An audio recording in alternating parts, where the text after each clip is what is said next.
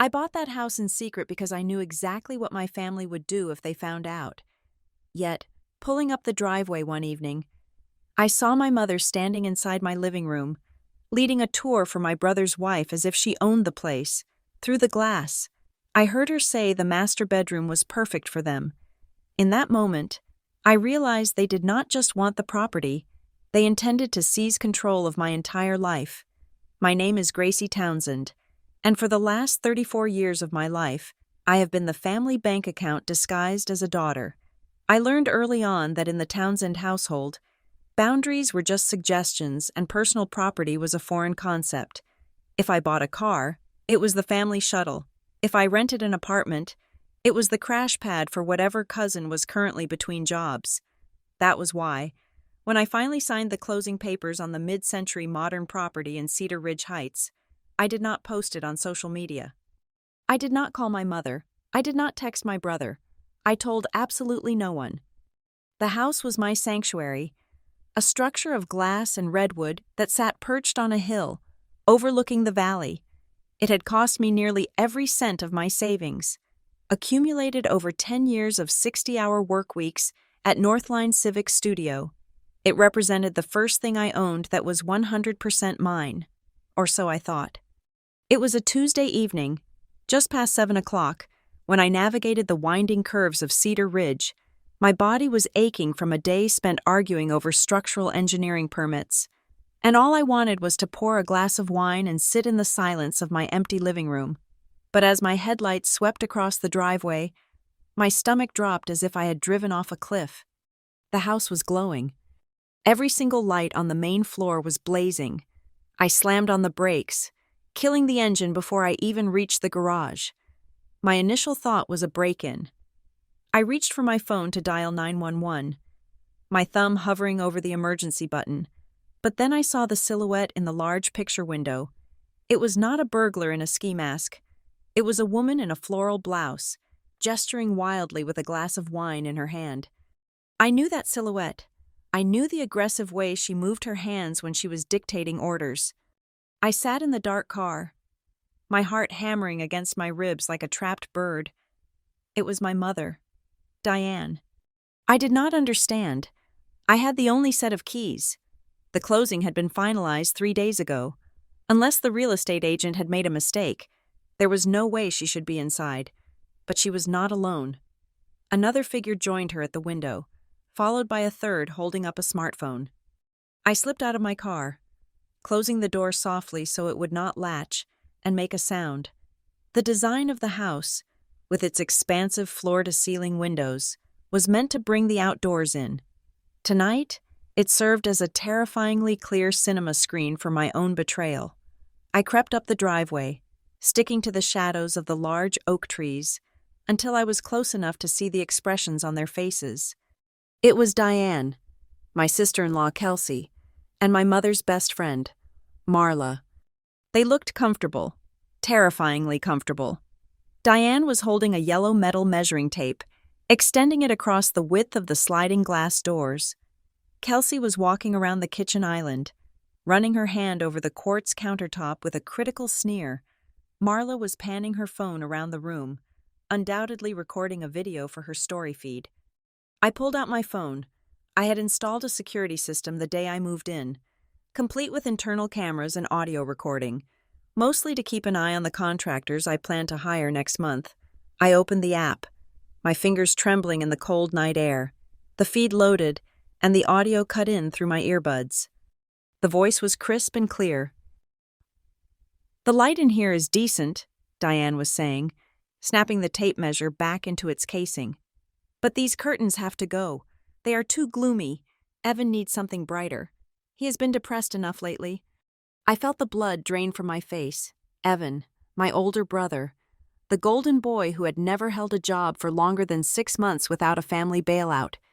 "I don't know." "Diane," Kelsey said, her voice echoing in the empty space. She opened one of the cabinets and slammed it shut. "The kitchen is a bit small. I mean, if we're going to host the holiday dinners like you said, where am I supposed to put the catering trays? Evan said this place was spacious." "It is nearly 3,000 square feet. Kelsey, Stop complaining, Diane snapped, though her tone was affectionate, the way it never was with me.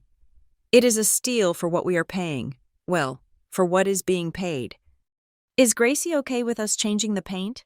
Marla asked, her voice slightly muffled as she moved the phone she was recording with. I mean, mid-century usually favors these earth tones. Diane laughed. It was a dry, dismissive sound that cut deeper than the cold wind biting at my cheeks. Marla, honey, Gracie does not care about paint. Gracie likes paperwork. She likes the feeling of being useful.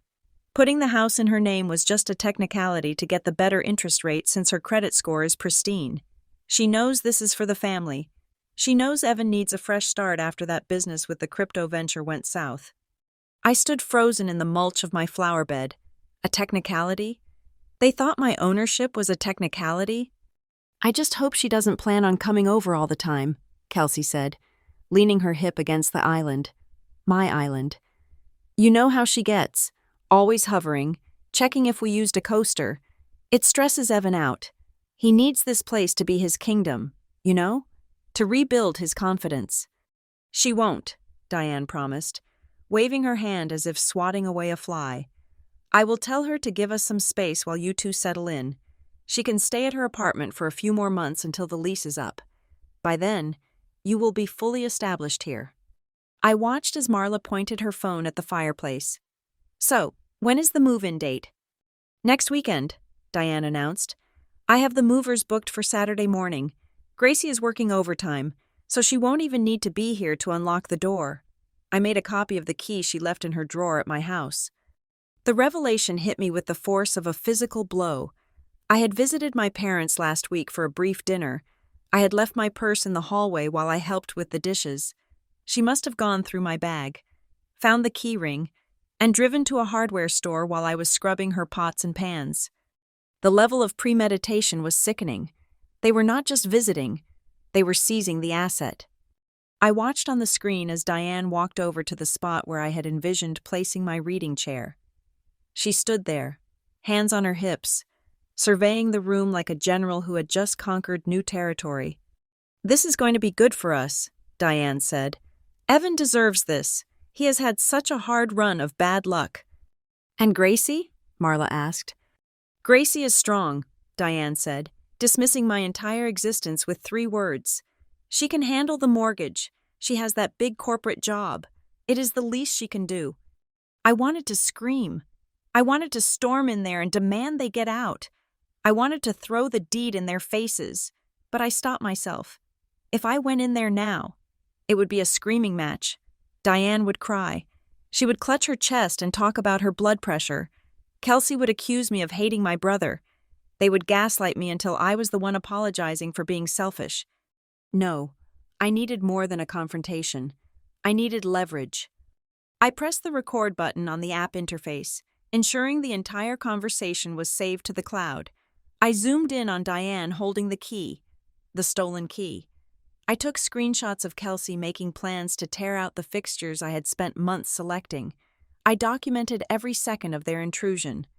They stayed for another 20 minutes. I crouched in the bushes like a criminal at my own home, shivering not from the cold, but from a rage so pure it felt like ice in my veins.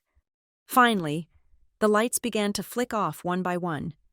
I retreated to my car, reclining the seat all the way back so I would not be visible.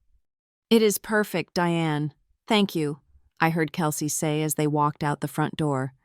Anything for family, Diane replied. I watched them get into Diane's SUV. They were laughing. They were happy. They had just stolen a house and planned a future on my dime, and they slept soundly at night believing it was their birthright. As their taillights faded down the winding road, the silence of Cedar Ridge returned. But it was different now. The house loomed dark and quiet against the sky, but it no longer felt welcoming. It felt violated. I waited 5 full minutes to ensure they were not coming back. Then, I got out of the car and walked to the front door. I unlocked it with my key, the original key, and stepped inside. The air smelled of Diane's heavy floral perfume. There was a smudge of mud on the hardwood floor from Kelsey's boots. The silence was heavy, oppressive. I did not take off my coat. I did not pour that glass of wine. Instead, I walked straight to the kitchen counter where I had left a notepad. I pulled out my phone and searched for a 24-hour locksmith. The man who answered sounded groggy, but I did not care. "I need every exterior lock changed," I told him, my voice steady and cold. "And I need it done tonight." "Lady, it is nearly 9 o'clock, the locksmith said. "The emergency fee is double. It will cost you over $400. "I will pay double that if you can be here in 30 minutes, I said. "And I need upgraded deadbolts, the kind you cannot pick, the kind you cannot copy at a hardware store." After I hung up, I stood in the center of the living room. I looked at the spot where Diane had stood. I looked at the windows they had measured. "Next weekend," she had said. They thought they had a week to prepare for their invasion. They thought I was the passive, dutiful daughter who would roll over and accept the family tax. I walked over to the thermostat and turned the heat down until the house was freezing. I wanted the perfume smell gone. I wanted their presence scrubbed from the air. When the locksmith arrived, a burly man with a tool belt and a confused expression, I stood in the driveway with my arms crossed. "Rough breakup?" he asked, looking at my grim expression. "Something like that," I replied. "Family dispute?" He worked quickly. I watched him dismantle the locks Diane had used, the locks she thought gave her access to my life. As each metal tumbler hit the concrete, I felt a small, dark satisfaction. I stayed awake until 4 in the morning. After the locksmith left, I spent 3 hours reprogramming the security system. I set up alerts for every window. I changed the passcodes. I set the cameras to the highest sensitivity. By the time the sun began to crest over the hills of Cedar Ridge, the house was a fortress. They wanted a house for Evan? They wanted to take what was mine because they thought I was weak? I sat on the floor of the empty living room, the cold, hard wood pressing against my legs. I had the recordings. I had the new keys. And for the first time in my life, I had a plan that did not involve setting myself on fire to keep them warm. Let them come on Saturday. Let them bring the moving truck. I would be ready. The morning sun that filtered through the blinds of my rental apartment usually brought a sense of calm, a brief respite before the chaos of corporate project management took over. Today, however, the light felt intrusive, exposing the dread I had slept with like a stone in my stomach. I had barely closed my eyes, my mind racing through scenarios of locks, security codes, and legal statutes. My phone buzzed on the nightstand at 7:30 in the morning. It was not an alarm. It was the first salvo. The name on the screen was simply Mother. I picked up the device, my fingers stiff. There was no greeting, no question of how I was doing. It was a block of text that read like a corporate memo regarding a hostile takeover. "Good morning. I have been thinking about the layout. If we move the sectional to the north wall, it will open up the flow for Evan's networking events. Also, I need the garage code for the painters. I found a lovely shade of gray called Foggy Harbor that will cover up that dreadful beige you picked." I stared at the screen, blinking against the dryness in my eyes. She was not asking. She was not even acknowledging that the house was mine. She was operating under the delusion that I was merely the procurement officer for the Townsend family estate. A second text followed immediately. "This house is the perfect family investment. It is exactly what we need to stabilize things. Evan has been through so much with that crypto disaster. This address will help him regain his standing. It is about perception. Gracie, you know how people talk." I felt a surge of bile rise in my throat. A family investment. The term was so clinical, so detached from the reality that every single penny of the down payment, every dollar of the closing costs, and every cent of the mortgage interest came from my bank account. They were investing absolutely nothing but their audacity. I sat up, the sheets pooling around my waist, and typed my response. I did not want to call her. I knew if I heard her voice, she would steamroll me. Writing it down made it a record. It made it real. "This is not a family investment. Mom, it is my house. I bought it. My name is on the deed. I saw you inside last night. I have changed the locks and installed a new security system. Do not go back there. You do not have permission to enter." I hit send and waited. The response time was less than 10 seconds. The 3 dots of her typing bubble appeared, disappeared, and appeared again, pulsing like a warning light. Excuse me? Then my phone began to ring. I let it go to voicemail. I was not ready to be screamed at before I had even brushed my teeth. The text messages started coming in rapid fire, each one vibrating the phone against the wood of the table. I cannot believe you are being this petty. We are trying to help your brother get back on his feet. After everything we have sacrificed for you? After we let you live your life without interference? This is how you repay us? By hoarding a house you do not even need? You are a single woman. Gracie, what are you going to do with 4 bedrooms? It is selfish. The word selfish was their favorite weapon. It was the branding iron they used whenever I tried to draw a boundary. In the Townsend Dictionary, selfish was defined as keeping anything for oneself that could be utilized by Evan. I went to the bathroom and splashed cold water on my face. I needed to get to the office. I needed to be surrounded by blueprints and permits, things that followed the laws of physics and logic, not the warped emotional gravity of my family. By the time I was in my car, driving toward the city, my phone buzzed again.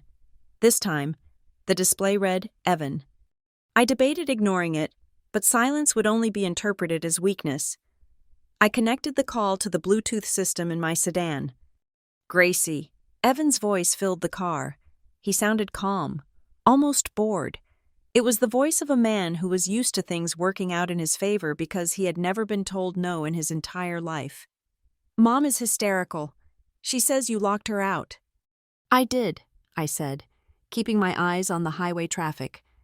Because she broke in. Evan, she stole a key from my purse and made a copy. Broke in is a strong word for family checking on family. Evan laughed, a dismissive sound that grated on my nerves. Look, she is just excited. You know how she gets. She sees this as a fresh start for all of us. Mostly for me. Obviously, I have some potential investors coming into town next month, and bringing them to a rental looks bad. The Cedar Ridge address screams stability. It is good optics. It is my house, Evan, I said, gripping the steering wheel until my knuckles turned white. It is not a prop for your business. It is where I am going to live. There was a pause on the line. The air pressure in the car seemed to drop. You really think you can handle that mortgage alone? He asked. The tone was not concerned. It was insinuating. That is a lot of house for a project manager. Mom thinks you are overextending yourself. She thinks it would be safer if I took over the primary residence status. I can handle the maintenance, the hosting. You can keep the guest suite. It is plenty of room for you. I bought it because I can afford it, I said. And I am not living in a guest suite in my own home. You are being difficult. Evan sighed. You need to know right from wrong here. Gracie, family supports family. You have this asset, and you are acting like a stranger. Do not make this ugly. You know Mom will not let this go. Just unlock the door. Let the painters in, and we can talk about the room assignments later. There are no room assignments, I said. Goodbye, Evan. I disconnected the call.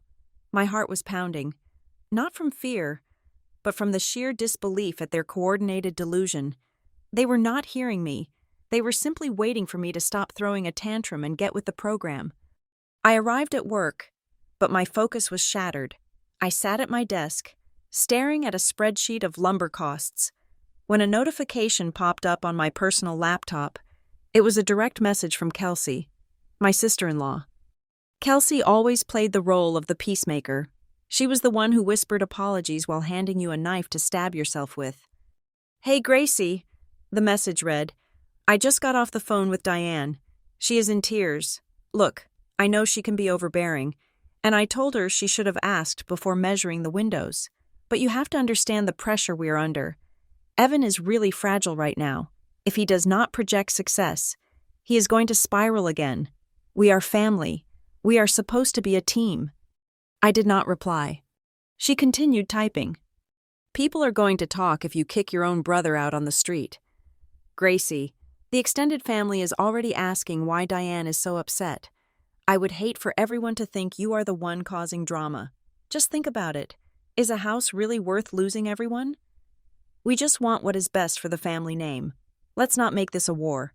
It was a threat wrapped in a hug. She was telling me that if I did not comply, they would weaponize the entire extended network of aunts, uncles, and cousins against me. They would paint me as the villain who abandoned her struggling brother. Then came the final blow. My phone pinged with a social media alert. I had not blocked Marla, my mother's friend, because I rarely checked her feed, but the notification was hard to miss because I was tagged in it. I opened the app and felt the blood drain from my face. Marla had posted a series of photos to her story. The first was a shot of my living room, the beautiful mid-century fireplace that I had fallen in love with. The caption read, "So proud of the Townsend family on their stunning new purchase. New beginnings in Cedar Ridge." The next photo was a selfie of Marla and Diane standing in my kitchen, holding wine glasses. Diane looked radiant, the mistress of the manor. The caption, "Celebrating Diane and Evan's big move. Such a blessing to see good people winning." And then, a video. It was the one I had seen her filming through the window. It panned across the view of the valley lights. In the background, you could clearly hear Diane's voice saying, "Evan is going to love the master suite." The comments were already rolling in. "Congratulations, Diane. You deserve it." "Wow. Evan is doing great. What a beautiful home for the family." I sat in my ergonomic office chair, surrounded by the hum of a busy design firm, and felt completely isolated. This was not a reaction to a surprise. This was a script. They had not just stumbled upon my house and decided to take it. They had a narrative ready to go. They knew exactly how to spin it.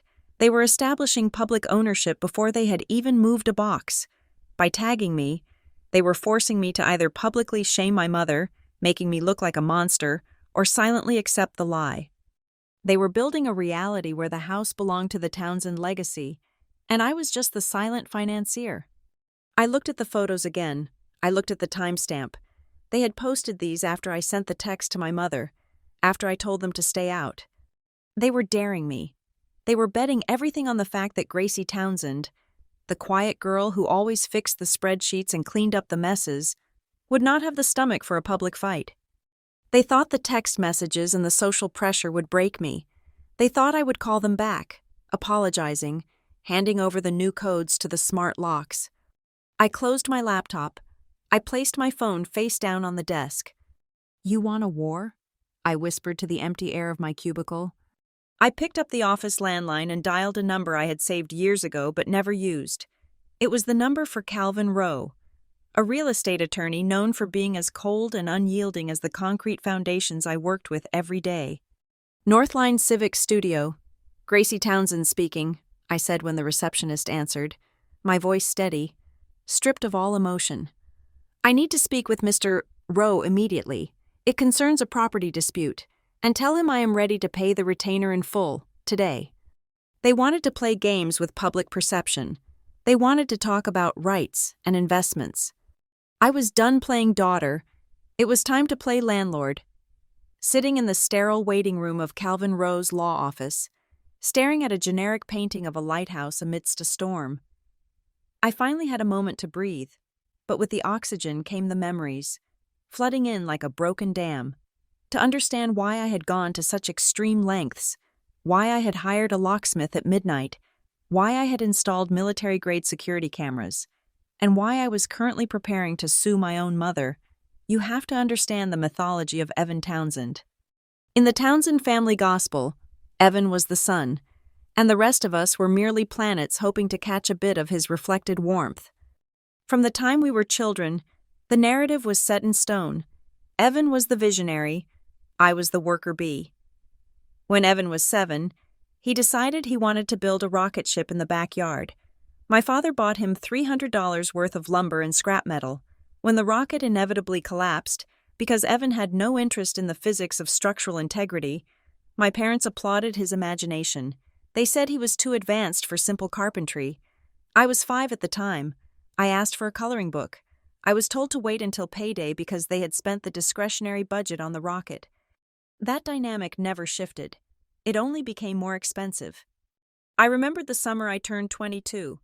I had just graduated college with honors, a degree in civil engineering that I had paid for by working double shifts at a diner and taking out loans I was still servicing. Evan, 2 years older, had just dropped out of his third university program because the professors did not understand his creative process. He decided he wanted to launch a boutique coffee roasting business. He had no business plan, no suppliers, and no experience. Yet, my parents mortgaged their own home to give him $50,000 in startup capital. They called it an investment in genius. They told me I should be proud to support him. 6 months later, the business folded. Evan had spent the capital on custom Italian espresso machines and a branding consultant, but he had forgotten to pay the rent on the storefront. When the debt collectors came calling, the family meeting was not about how Evan had failed. It was about how the market was not ready for him. It was about how the landlord was a predator. And then, the eyes turned to me. I had just landed my first junior associate job. It paid $40,000 a year. I was living in a basement apartment with no windows, eating instant noodles to save for a decent car.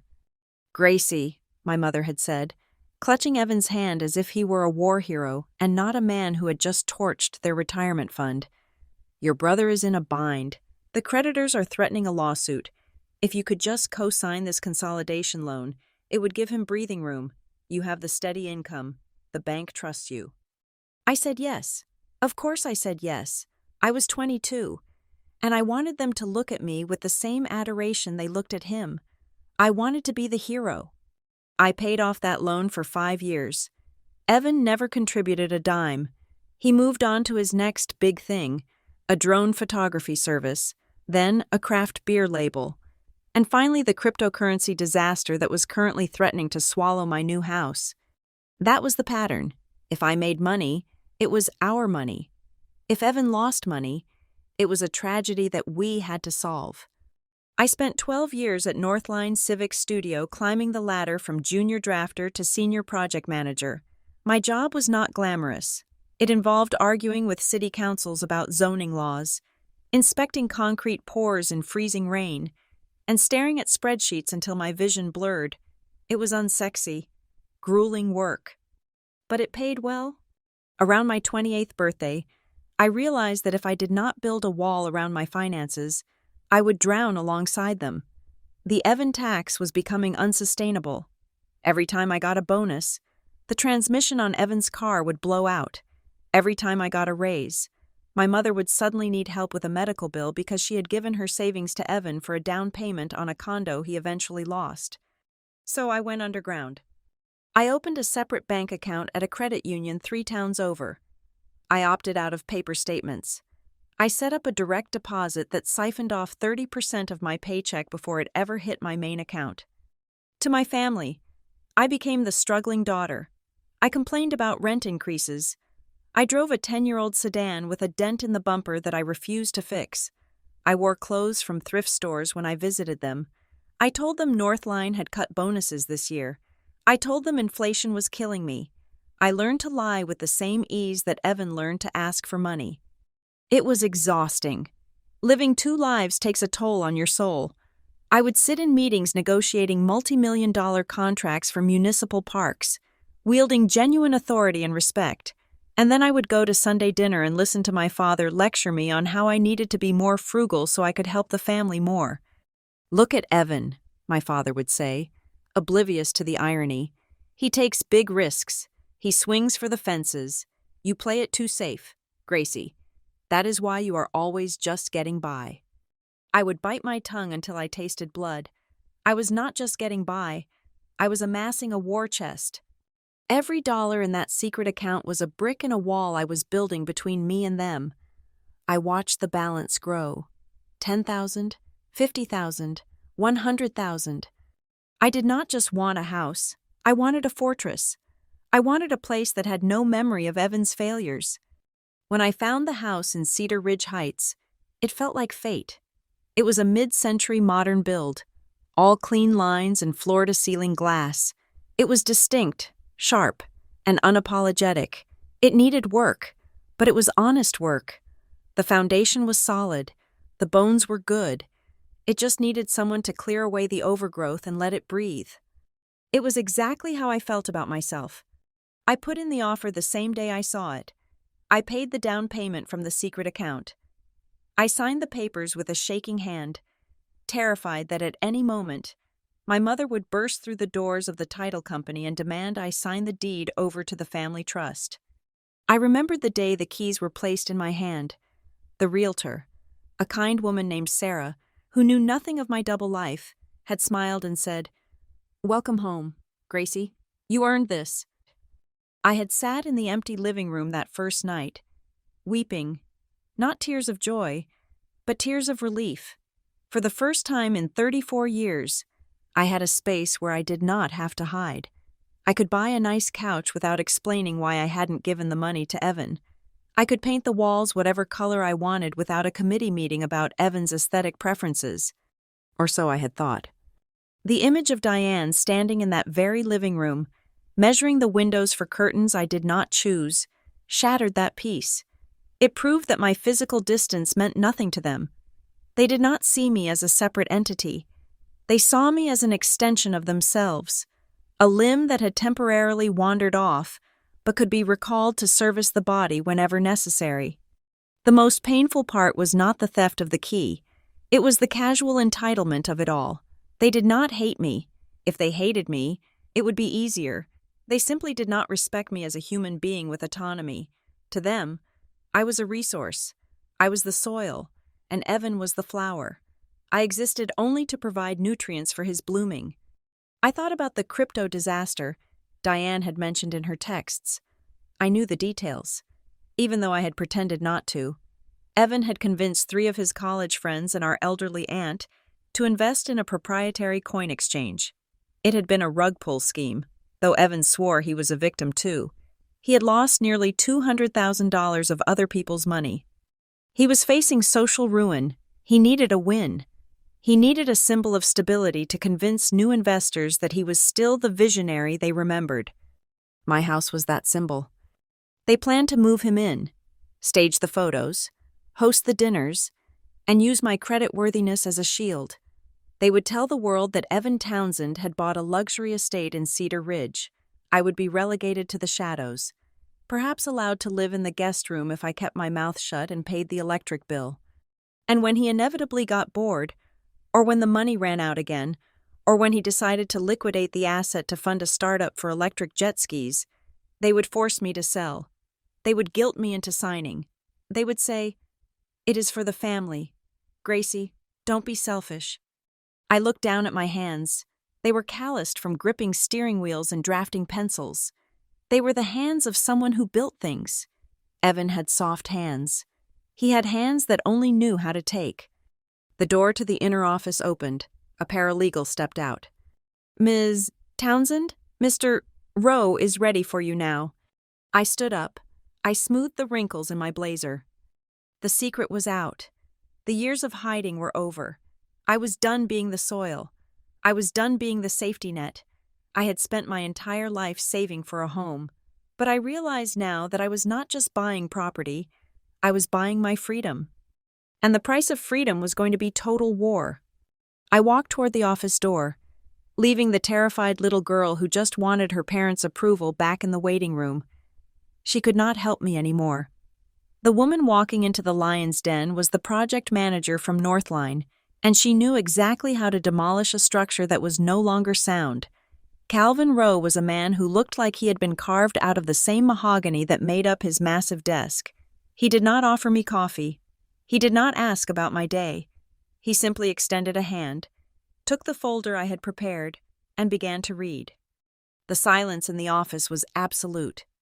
I sat with my hands folded in my lap, watching his eyes scan the deed, the mortgage documents, and the printouts of the text messages I had received over the last 12 hours. I had organized everything with the same rigorous precision I applied to my construction projects. Tab A was proof of ownership. Tab B was the timeline of the unauthorized entry. Tab C was the digital communication log. After what felt like 20 minutes, Rowe closed the folder. He took off his reading glasses and looked at me with an expression that was not quite sympathy, but something closer to professional respect. "You have a clean title," Roe stated, his voice a low rumble. "Sole ownership, no co-signers, no liens other than the primary mortgage held by the bank. Financially, you are bulletproof." "I know," I said, "but they do not care about paper. They operate on emotional tenure. They believe that because I am their daughter and sister, my assets are community property." Roe nodded. "It is a common delusion. In family law, we see it in divorces, in real estate, we see it in inheritance disputes. But this is an attempted annexation. They are moving to establish tenancy before you have even unpacked a box. If your brother moves furniture in there, if he receives mail there, if he sleeps there for a certain number of nights, removing him becomes a nightmare of eviction proceedings that could take months." I felt a cold shiver run down my spine. That is their plan. They want to move in this Saturday. "Then we stop them before they cross the threshold," Roe said. He pulled a yellow legal pad toward him. "We are going to escalate this immediately. I am drafting a formal notice against trespassing for your mother, your brother, and his wife. We will have it served by a process server so there is an official record of receipt. If they step foot on the property after being served, it is a criminal offense, not a civil dispute." "And the harassment?" I asked. "The texts? The calls?" "A cease and desist letter," Roe answered, writing rapidly. "It is a warning shot. We will state clearly that any further attempts to coerce you into surrendering your property, or any defamation regarding your financial status, will be met with a lawsuit for harassment and slander. It usually scares people who are used to bullying their way through life without consequences." He looked up at me. "But you have a job to do, Ms. Townsend, and it is the hardest part." "What is that?" "You have to stop engaging. No phone calls, no arguments, no explaining yourself. Every time you explain, you validate their belief that your decision is up for negotiation. It is not. From this moment on, you are a black hole. They scream. You say nothing. They threaten. You document." I left his office with a lighter wallet but a heavier resolve. The retainer had cost me $5,000, but as I walked to my car, I knew it was the best money I had ever spent. When I returned to my apartment, I turned my living room into a command center. I connected my laptop to the external hard drive and began the process of archiving everything. I downloaded the full high-definition video files from the security cameras at the house. I watched the footage of the tour again, not for emotional masochism, but for evidence. I logged the exact timestamps when Diane used the stolen key. I took screenshots of Marla's social media posts before she could delete them, capturing the comments where my family discussed the house as if it were theirs. Then, I opened the system logs for the smart home app. My heart skipped a beat. The log showed a series of failed login attempts. They had occurred at 3 a.m, then again at 6, and a final attempt just 45 minutes ago. The location of the device attempting to access the system was tagged. It was an iPhone, and the GPS coordinates pointed directly to the coffee shop where Evan liked to hold his business meetings.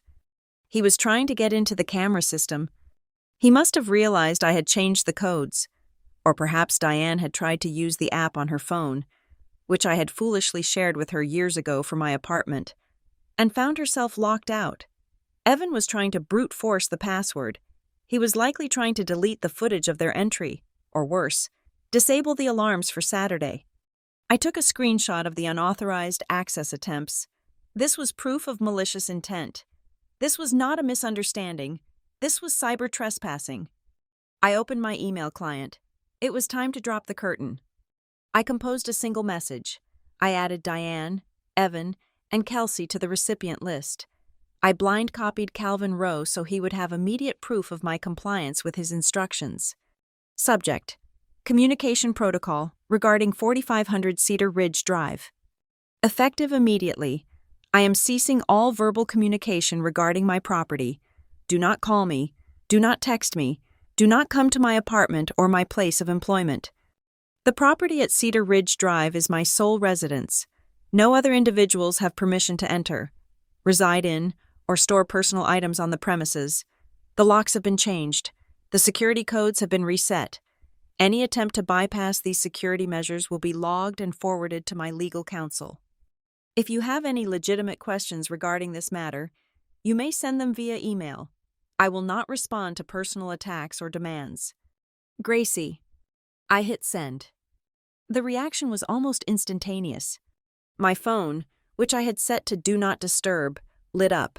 It was Diane, then Evan, then the landline in my apartment rang. A number only my mother used. I let it ring. It rang until the voicemail picked up, then immediately started ringing again. I sat there, watching the screen flash. Mother, mother, mother. It was a tantrum. It was the rage of a manager who realizes the employee has walked out with the keys to the building. When the calls finally stopped, the notifications shifted to text messages, which I read only through the preview screen, so they would not show as read. Diane, how dare you send me an email like I am some sort of tenant? I am your mother. You are treating me like a stranger. Diane, pick up the phone. Gracie, you are having a breakdown. This is not you. We need to talk before you do something you cannot undo. Evan, you are being paranoid. I was just trying to check the thermostat settings for you. Stop acting crazy. He was lying. The logs showed he was trying to access the admin panel, not the thermostat. Then came the second wave, the one I had not fully anticipated but should have seen coming. My phone buzzed with a notification from a cousin I had not spoken to in 2 years.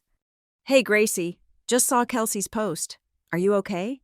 Call me if you need to talk. My stomach twisted. I opened Facebook on my laptop. Using a burner account I kept for monitoring project sites, I navigated to Kelsey's profile. She had posted a long, text-heavy status update.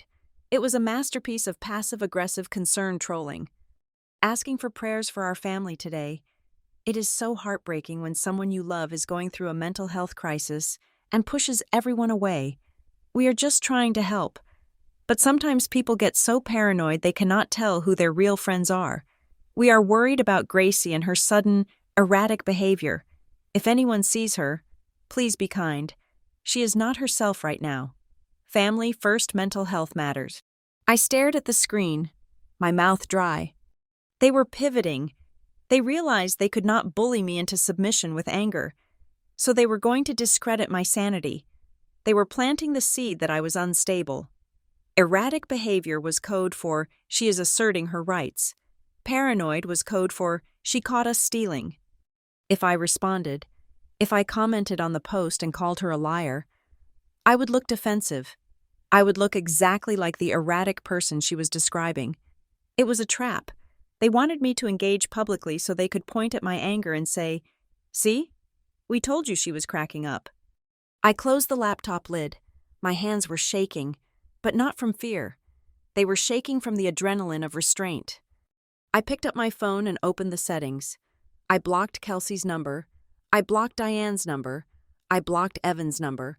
Then I went to the carrier settings and set my phone to only accept calls from contacts in my address book. The silence that followed was heavy, but it was clean. I walked to the window of my apartment and looked out at the city skyline. Somewhere out there, in the suburbs, my family was gathering. They were likely drinking wine, huddled around a kitchen island, strategizing. They were telling themselves that I was the villain. They were convincing themselves that saving Evan was a noble cause that justified destroying me. But they did not know about Calvin Rowe. They did not know about the process server who was likely printing the documents at this very moment. And they did not know it for the first time in my life. I was not afraid of being the bad guy in their story. I went back to my desk and opened a new folder on my drive. I labeled it Litigation Prep. I dragged Kelsey's screenshot into the folder. "Keep talking," I whispered to the screen. "Every word is just another nail in the door you are never walking through." I was no longer just a daughter protecting a house. I was a fortress preparing for a siege. And come Saturday, the drawbridge would be up, and the archers would be ready. Thursday evening arrived with a heavy, suffocating silence. The cease and desist letters had been sent, and the digital blockade I had erected around my life was holding firm. I had not spoken to a single member of my family in 48 hours. My phone log was a graveyard of blocked calls, a testament to their mounting panic. I sat at my kitchen table, reviewing the installation specs for the security cameras one last time, ensuring the cloud backup was redundant. I was preparing for a siege, expecting the next blow to come from the front door on Saturday morning. I was wrong. The blow came from the one direction I had left unguarded. At 8:15 in the evening, my phone lit up with a call from a number I had not blocked. It was Harper, my youngest sister. Harper was 22, finishing her final year of art history at a university 3 states away. She was the baby of the family, the only one who had escaped the toxic orbit of Evan and Diane, mostly because she was too far away to be useful to them. We rarely spoke, not out of animosity, but because I had spent so much energy shielding her from the family drama that we had never really connected as adults. I assumed she was calling to ask why I had blocked Mom, or perhaps to borrow money for textbooks. I hesitated, my thumb hovering over the decline button, but something about the persistence of the ring felt urgent. I slid the bar to answer. Gracie? Her voice was a ragged whisper, wet with tears. She sounded like she was hiding in a closet. Harper? I sat up straighter, the adrenaline instantly spiking in my blood. What is wrong? Are you okay? I am so sorry, she sobbed. I did not know. I swear to God. Gracie, I did not know until tonight. Slow down, I said, my project manager voice taking over. What didn't you know? Is someone hurt? They sold it, she choked out. They sold the cabin. It is gone. The world seemed to stop spinning. The air left my lungs in a painful rush. What did you say? I asked, though I had heard her perfectly. The cabin at Lake Bennett, Harper cried. Mom and Evan, they sold it 2 weeks ago. I called home to ask if I could go there for spring break with my roommates, and Mom got all weird and said the plumbing was broken, but I called the neighbor, Mr. Henderson, just to ask if he could check on it, and he told me there are new owners. He said they moved in 10 days ago. I felt a physical pain in my chest, a sharp, tearing sensation.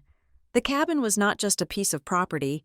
It was a small, A-frame structure built by our grandfather in the 70s. It was the only place in my childhood where I had felt safe. It was where Grandpa had taught me to fish, where he had taught me to read blueprints. Before he died, he had made my parents promise, that the cabin would be kept in the family, specifically for me and Harper. Since Evan had never cared for the outdoors, it was widely understood, though never legally formalized in the way I should have insisted upon, that the cabin was my future inheritance. I had spent every summer for the last 10 years fixing that place up. I had reshingled the roof with my own hands. I had sanded the floors. I had paid the property taxes 3 years in a row when my father claimed he was light on cash. Why? I whispered, though I already knew the answer. It is Evan, Harper said, her voice trembling with anger now. I confronted Mom about it. She finally cracked. She said they had to liquidate it fast. Evan, that crypto thing was worse than they said. Gracie, he didn't just lose money. He owed money to some bad people, or at least people who were threatening to sue him for fraud. They needed $200,000 in cash, immediately. 200,000, I repeated. The number hung in the air like smoke. The cabin was worth at least $350,000 in the current market. If they got 200, it meant they had sold it in a fire sale. They had butchered my legacy to save Evan from his own stupidity, again. They made me promise not to tell you, Harper continued. Mom said you would not understand. She said you have your big corporate job and you can buy your own vacation house, she said. She said the family had to survive. Everything suddenly clicked into place. The puzzle pieces I had been staring at for days finally formed a grotesque picture. This was not just about entitlement. This was not just about Diane wanting to show off. They were desperate. They had sold the one asset that gave the Townsend family any semblance of generational wealth. They had burned the cabin to put out the fire Evan had started. But now, they had a problem. The extended family, the aunts, Uncles and cousins who gathered at the cabin every 4th of July would eventually find out. They would ask questions. They would see that the Townsend empire was crumbling. Unless they had a new distraction. Unless they had a shiny, new, mid-century modern house in Cedar Ridge Heights to dazzle everyone with. "That is why they need my house," I said, my voice cold and hard. "They need a new stage. If they move Evan into my place, they can spin the narrative. They can say they sold the cabin to consolidate assets and buy the estate in Cedar Ridge. It covers the lie. It makes them look like geniuses instead of failures." "Gracie, I am so sorry." Harper wept. "I know how much you love that place." "Do not apologize," I said. "You did the right thing telling me. Does Mom know you called me?" "No, she thinks I am in my dorm studying." "Good. Keep it that way. Act like you know nothing. Can you do that for me?" "Yes, but what are you going to do?" "I am going to find out how they sold a property that was supposed to be in a trust," I said. "Grandpa put that cabin in a family trust. Mom was the trustee. But she cannot just sell it without cause, and certainly not for personal debt relief for one beneficiary." I hung up the phone. I did not cry. I wanted to. I wanted to curl into a ball and mourn the loss of the smell of pine needles and the sound of the lake lapping against the dock. But grief was a luxury I could not afford. Grief was for after the war. Right now, I needed ammunition. I looked at the clock. It was nearly 9 o'clock at night. I did not care. I dialed Calvin Rowe's cell phone number, which he had given me for emergencies only. He answered on the second ring. "Ms. Townsend, has there been a breach?" "A breach of trust," I said, "and possibly a felony." I explained everything Harper had told me. I spoke quickly, efficiently, stripping away the emotion and leaving only the facts. The cabin, the trust, the secret sale, the undervalued price, the diversion of funds to cover Evan's debts. When I finished, there was a long silence on the other end of the line. "You mentioned a trust," Rowe said, his voice sharpening. "Do you have a copy of your grandfather's will or the trust documents?" "I have a copy of the original trust formation from 10 years ago," I said. "I scanned it into my personal drive years ago when I was helping my dad with his taxes." "Send it to me, now." "What are you thinking, Calvin?" "I am thinking that if your grandfather set up that trust correctly, your mother had a fiduciary duty to all beneficiaries." Rowe explained. "If the trust named you and Harper as beneficiaries alongside Evan, she cannot unilaterally liquidate the asset to pay off the personal debts of just one beneficiary, especially if she sold it below market value. That is a breach of fiduciary duty. It is civil fraud, and depending on how she signed the paperwork, if she forged your consent, it could be criminal." "I never signed anything," I said. "I did not even know it was for sale." "Then we have them," Rowe said. "Forget the trespassing notice.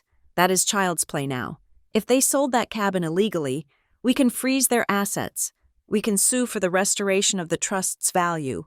We can compel a forensic accounting of exactly where that money went." "They spent it," I said. "It is gone. It went to Evan's creditors." "Then we go after what they have left," Rowe said ruthlessly. "We go after their retirement accounts. We go after your father's pension. But more importantly, Ms. Townsend, we have leverage, massive leverage.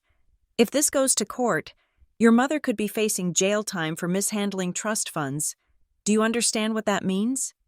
I stared at the wall of my apartment. Jail time, my mother, the woman who cared more about appearances than oxygen, standing in a courtroom in an orange jumpsuit. It was an image that seemed impossible, yet strangely fitting. "I understand," I said. "I will have my paralegal pull the property records for the cabin first thing in the morning," Rowe said. "We will confirm the sale price and the buyer. By noon tomorrow, we will know exactly how deep of a hole they have dug. In the meantime, this explains the aggression regarding your new house." They are terrified, I realized. They are not just entitled, they are cornered animals. "Exactly," Rowe said. "And cornered animals bite. Be careful. Gracie, when they realize you know about the cabin, The dynamic will shift. They will stop trying to manipulate you and start trying to destroy you to keep you silent. Let them try, I said. I spent the rest of the night digging through old hard drives. I found the scan of the trust document. It was dated 12 years ago. Paragraph 4. Section B. The trustee shall hold and manage the Lake Bennett property for the benefit of the grantor's grandchildren, Evan Townsend, Grace Townsend, and Harper Townsend. There it was, in black and white. My mother had sold my inheritance to save her golden boy. She had looked at the one thing that was supposed to be mine, the one thing I had poured my sweat and love into, and saw it only as a cash register to bail out Evan. I printed the document. I stared at my grandfather's shaky signature at the bottom. I thought about the mornings I sat on the dock with him, watching the mist rise off the water. You are the builder, Gracie. He had told me once, Evan is a dreamer, and dreamers are dangerous because they don't look where they are walking. You have to keep your feet on the ground. He knew, even back then, he knew. I walked over to the calendar on my wall. Saturday was circled in red. Moving day. I picked up a red marker and drew a thick line through the word, moving. Next to it, I wrote, Judgment Day. They had taken my past, they had sold my memories, and they thought they could take my future to cover up the crime. I went to the closet and pulled out a box I had not opened in years. It contained the logbooks I had kept for the cabin maintenance, receipts for the lumber, invoices for the roof repair, photos of the condition of the property before and after I worked on it. I was not just going to stop them from moving into my house, I was going to expose the rot at the core of this family. I packed the evidence into my briefcase. My hands were steady. My heart was cold. I felt a strange sense of detachment, as if the daughter part of me had finally died, leaving only the prosecutor. Tomorrow, the moving truck would arrive, and I would be there, not to welcome them, not to argue with them. I would be there to watch them realize that they had sold the wrong house and underestimated the wrong child. The tour was over. The eviction was about to begin. The Saturday morning sun broke over Cedar Ridge Heights with a deceptive serenity. The sky was a polished blue, the kind of day real estate agents prayed for. But the coffee in my travel mug had gone cold an hour ago. I was parked 3 houses down from my property, sitting in my sedan with the engine off, watching the street through a pair of sunglasses. On the passenger seat beside me lay a thick manila envelope. It contained a certified copy of the deed, the trespass notice Calvin Rowe had drafted, and the printout of the trust document regarding the cabin. I was not there to move in. I was there to hold the line. At exactly 8:30 in the morning, the silence was shattered by the groan of a diesel engine. A massive moving truck, painted in bright orange and white, lumbered up the hill. It was a 26-foot vehicle, large enough to hold the contents of an entire 4-bedroom house. My stomach tightened, but it was not fear. It was the cold, focused adrenaline of a demolition expert watching the charges serve their purpose. Behind the truck came the cavalcade. Evan's leased luxury sedan led the way, gleaming in the sunlight. Behind him was Diane's SUV, the back filled to the roof with boxes and hanging clothes, and trailing them was a compact car I recognized as Marla's. They parked with the confidence of conquerors. The truck hissed to a halt directly in front of my driveway, blocking the mailbox. Evan hopped out of his car, wearing designer sunglasses and a cashmere sweater, looking every inch the successful tech entrepreneur he pretended to be. Diane emerged from her vehicle carrying a potted orchid, already playing the role of the matriarch greeting her new domain.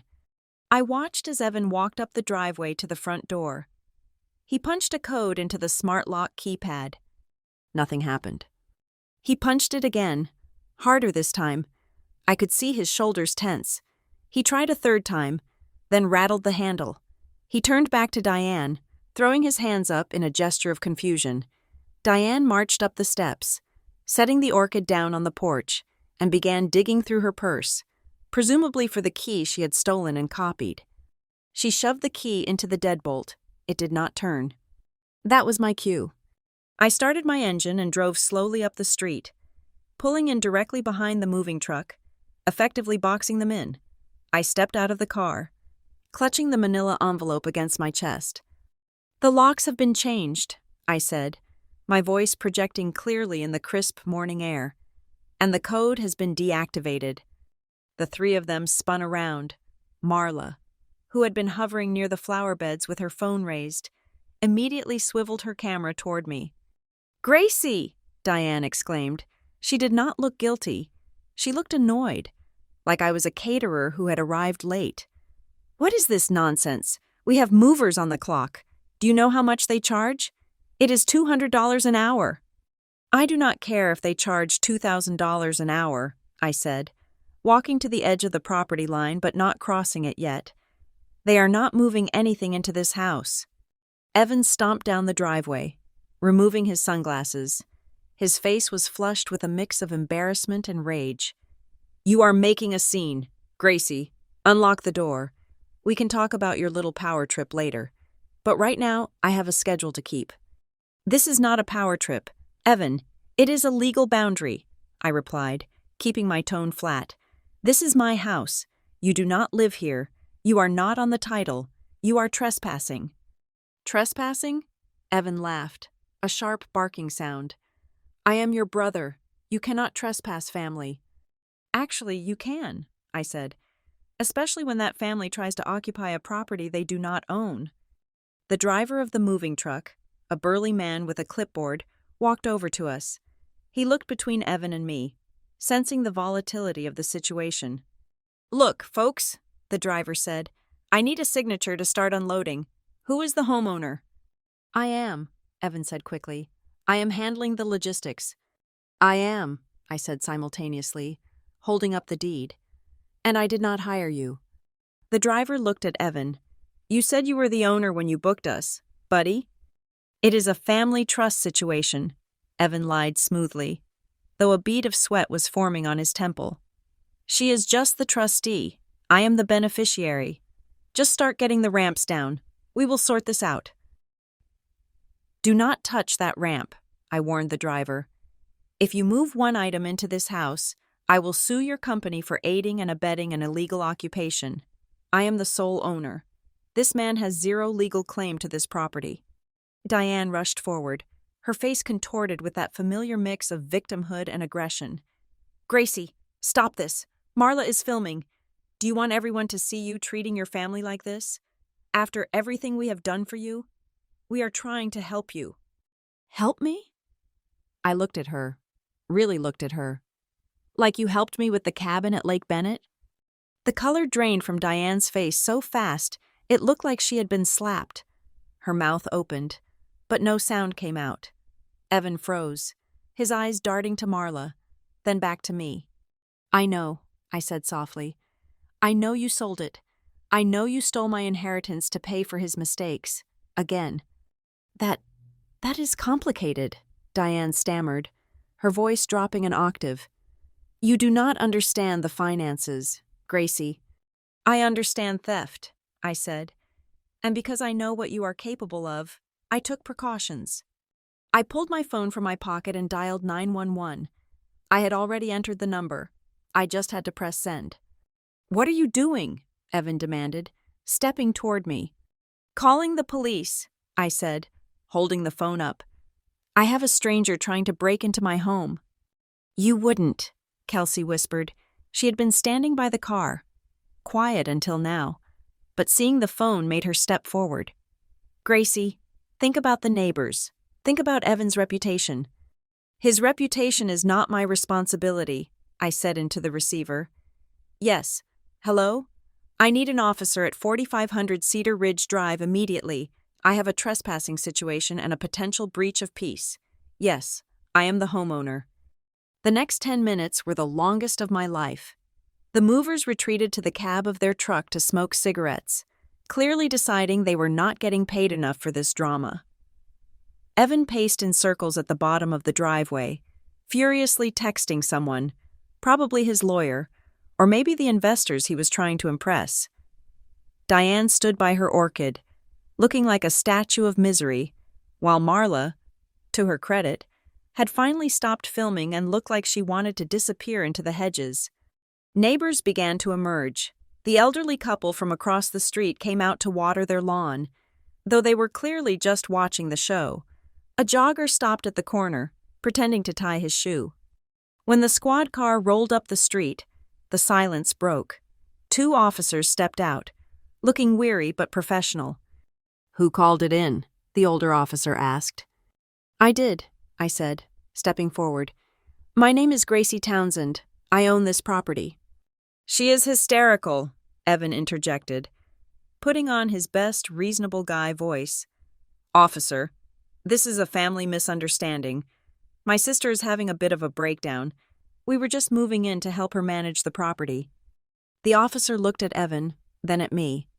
"Is that true, ma'am? Is this a shared residence?" "No," I said.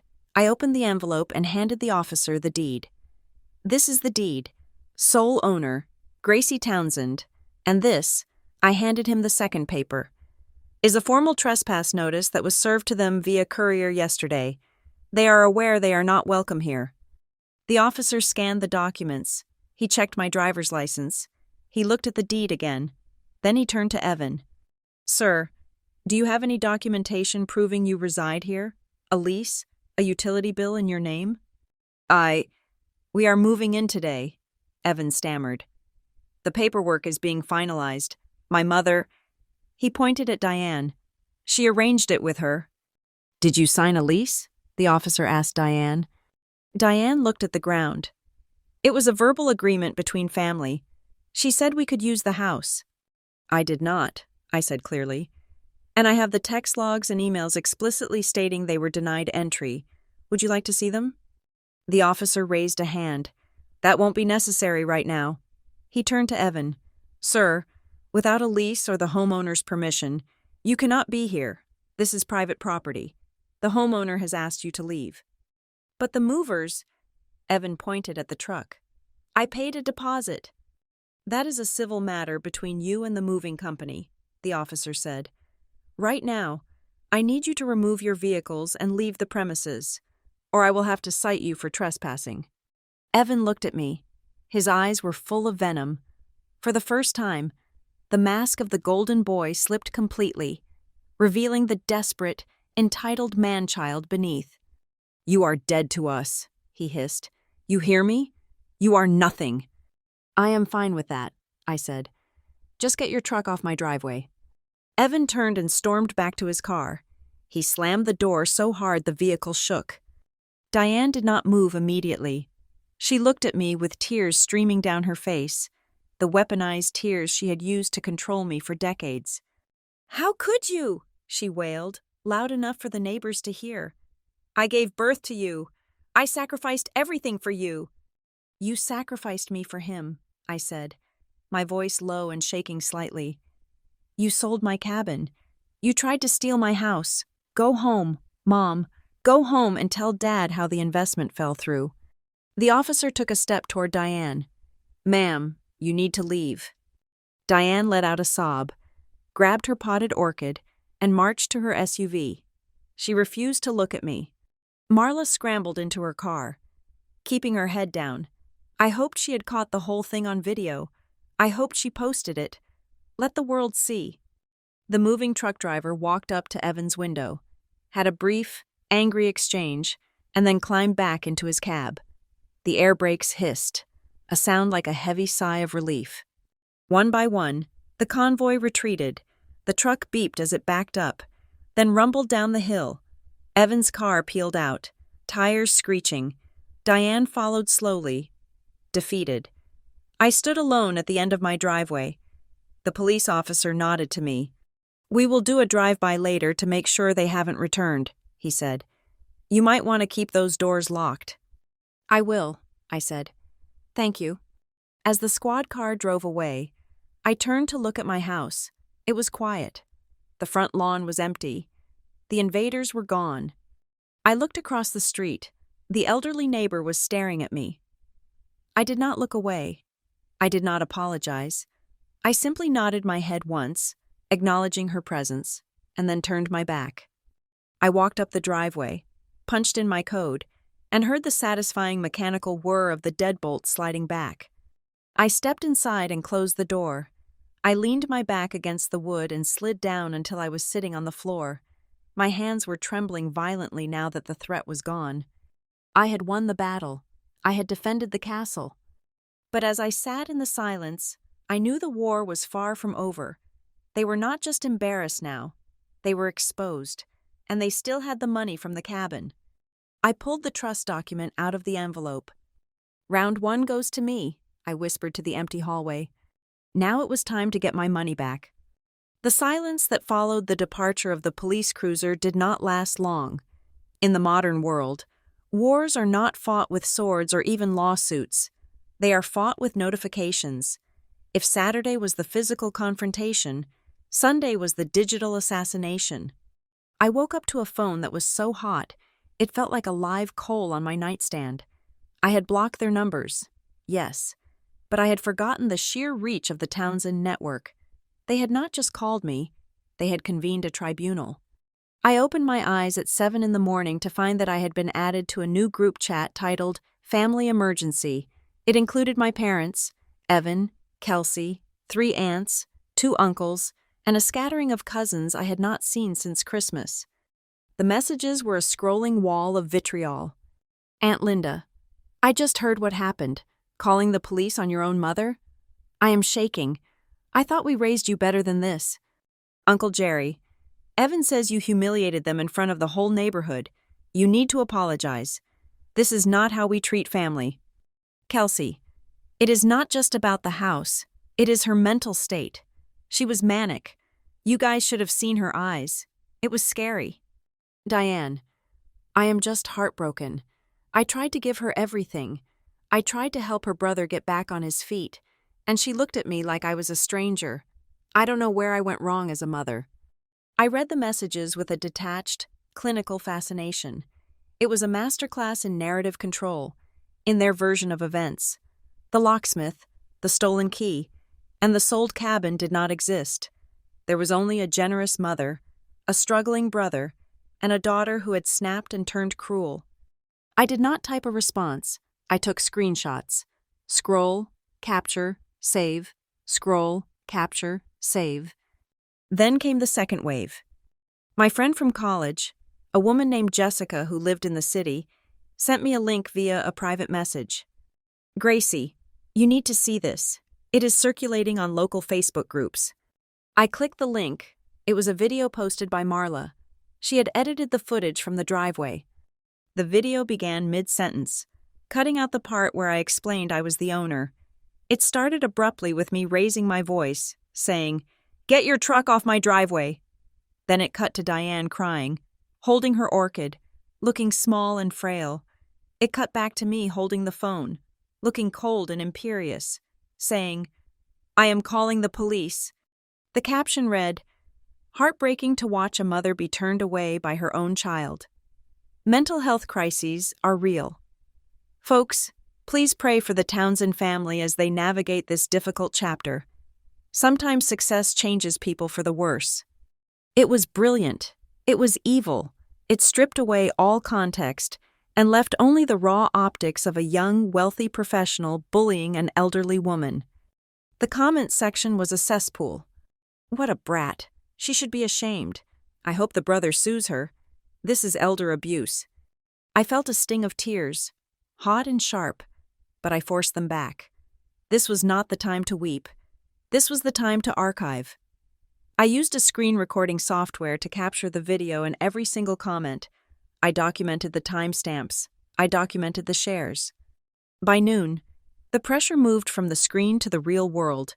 My email inbox, which I had kept open for legal correspondence, pinged with a message from Evan. It was not an apology. It was a threat. Subject: Notice of intent. Gracie, since you want to play lawyer, let's play. You verbally agreed to let me stay in that house. Mom is a witness. Kelsey is a witness. Marla is a witness. That constitutes a verbal contract. By calling the police and blocking my move-in, you caused me significant financial damages. I lost the deposit on the movers. I have nowhere to store my furniture. I am currently staying at a hotel which is costing me $300 a night. I have spoken to a legal advisor. Unless you unlock that door and reimburse me for the moving costs and the hotel stay by 5 o'clock tomorrow, I will be filing a lawsuit for breach of contract and promissory estoppel. I will also be seeking damages for emotional distress caused to Mom. Fix this, or I will ruin you. Evan. I stared at the screen. The audacity was breathtaking. He was threatening to sue me for not letting him steal my house. I printed the email. I added it to the folder. I spent the rest of the day in a state of siege. My doorbell rang twice. I checked the camera and saw my Aunt Linda standing there, arms crossed, looking ready to deliver a sermon. I did not answer. She stood there for 10 minutes, knocking aggressively, before finally leaving a handwritten note stuck to my door. Your father is too ashamed to come here himself. Call your mother. I took a photo of the note. I took a photo of her retreating car. By Monday morning, I had enough evidence to paint a portrait of systematic harassment, but I felt hollowed out. The social isolation was working. They were making me radioactive. If I did not stop this soon, I would be the girl who sued her family, the pariah of Cedar Ridge. I drove to Calvin Rowe's office with my laptop in the passenger seat. Calvin looked at the video. He read the group chat logs.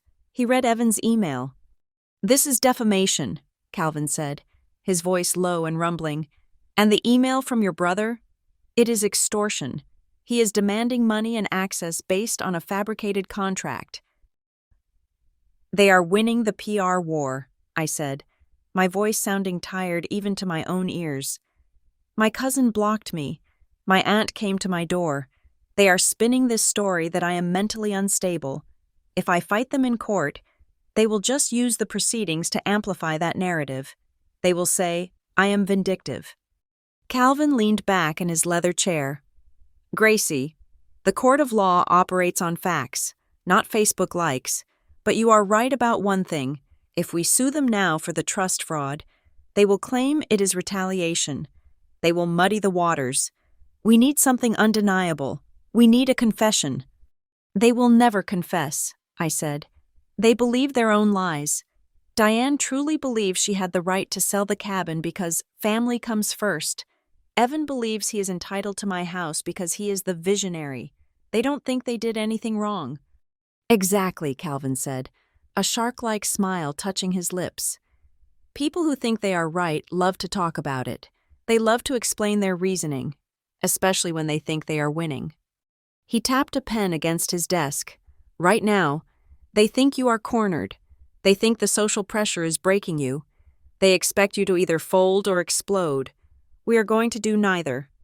What do you suggest? We pivot, Calvin said. We stop blocking. We open the door, just a crack. I looked at him, confused.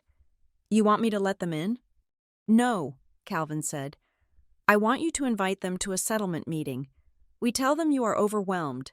We tell them the family pressure is too much, and you want to find a resolution. We imply that you are ready to negotiate terms for the house. But I am not, I said firmly. I know, Calvin said, but they don't. We invite Diane and Evan here, to this office. We tell them it is a mediation to clear the air. We let them think you are ready to apologize and hand over the keys. And when they are comfortable, when they are sitting in that chair explaining why they deserve the house, we ask about the cabin. I finished his thought, a cold realization washing over me. We get them to justify the sale of the cabin on the record, Calvin said. We get Diane to admit she used the trust funds to cover Evan's debts. We frame it as you trying to understand the family finances. We say, I just want to know why the cabin had to go so I can understand why you need my house. If she admits it, if she admits she sold a trust asset for personal debt relief, we have her on tape, in front of a witness. And then? And then we drop the hammer, Calvin said. We don't just sue for the cabin. We file for a criminal referral for embezzlement, and we use the recording to destroy their mental health narrative forever. I sat there, processing the plan. It required me to play the victim one last time. It required me to look weak. It required me to sit across from the people who had betrayed me and pretend I was considering giving them what they wanted. I thought about the video Marla posted. I thought about the text from Aunt Linda. I thought about the $200,000 that should have been my future, now gone into the black hole of Evan's failures. "Do it," I said. "Set the meeting." Calvin nodded and reached for his phone. "I will call their bluff. I will tell them you are ready to discuss a living arrangement, but you want to do it formally so everyone is protected." "Make it for Wednesday," I said. "I want them to stew for 2 more days. I want them to think they have won." "Wednesday it is." I left the office with a new kind of energy. It was no longer the defensive energy of the weekend. It was the quiet, predatory energy of a hunter setting a snare. When I got home, I did something difficult. I unblocked Diane's number. I sent one text. "Mom, please stop the posts. I cannot take it anymore. I am talking to my lawyer about how to fix this. We can meet on Wednesday." I did not have to wait long. "Diane." "Oh, honey, thank God. I knew you would come to your senses. We just want to love you. We will delete everything once we settle this. Family is all that matters." I read the text and felt a chill that had nothing to do with the air conditioning. "We will delete everything once we settle this." It was blackmail, plain and simple. They were holding my reputation hostage in exchange for my property. I took a screenshot. "Keep talking, Mom," I whispered. "You are just digging the grave deeper." I spent the next 48 hours in preparation. I printed out the bank statements I had managed to acquire through a subpoena Calvin had rushed regarding the trust account. I organized the photos of the cabin. I created a timeline of Evan's financial disasters. But mostly, I practiced my face. I looked in the mirror and practiced looking tired. I practiced looking defeated. I practiced the slump of the shoulders that would make Evan smirk and Diane coo with false sympathy. I had to be the broken daughter one last time. The group chat went silent. The posts stopped. They were celebrating. They thought the siege had worked. They thought they had broken the fortress. They had no idea that they were marching straight into an ambush. On Tuesday night, I drove past the house. It was dark and quiet. I parked at the bottom of the hill and looked up at the silhouette of the roof against the stars. "You are safe," I told the house. "I promise." I drove back to my apartment, turned off my phone, and slept for 8 hours. I needed to be sharp. Wednesday was going to be a performance, and the ticket price was everything I owned. The conference room at Calvin Rowe's law firm was designed to intimidate. It featured a long table made of polished granite, leather chairs that swallowed you whole, and a panoramic view of the city skyline that reminded everyone inside just how small they were. I sat at the far end of the table, my hands clasped tightly in my lap to hide the tremor. I was not shaking from fear. I was shaking from the sheer effort of keeping the mask in place. For the last hour, I had been practicing my posture in the reflection of the window, shoulders slumped, head bowed, eyes downcast. I needed to look like a woman who had been broken by the collective weight of her family's disapproval. Calvin sat to my right. He had placed a small, omnidirectional microphone in the center of the table. "Remember," Calvin murmured, checking his watch. "Let them fill the silence. Arrogance hates a vacuum." At 10 o'clock sharp, the receptionist opened the heavy glass doors. Diane walked in first. She was wearing a cream-colored pantsuit, the kind she usually reserved for church or funerals. It was her costume for moral superiority. Evan followed, wearing a blazer over a t-shirt, looking bored and annoyed, checking his phone as he walked, and trailing behind them, uninvited but entirely expected, was Marla. "Gracie," Diane said, her voice dripping with a sickly sweet mixture of pity and triumph. She walked around the table and tried to hug me. I stiffened, allowing the contact for a brief second before pulling away. I kept my eyes on the table. "Hello, Mom," I said softly. "We are just so glad you came to your senses," Diane said, taking the seat directly across from me. Evan flopped into the chair next to her, and Marla took the one beside him, pulling out a notepad as if she were the secretary of this invasion.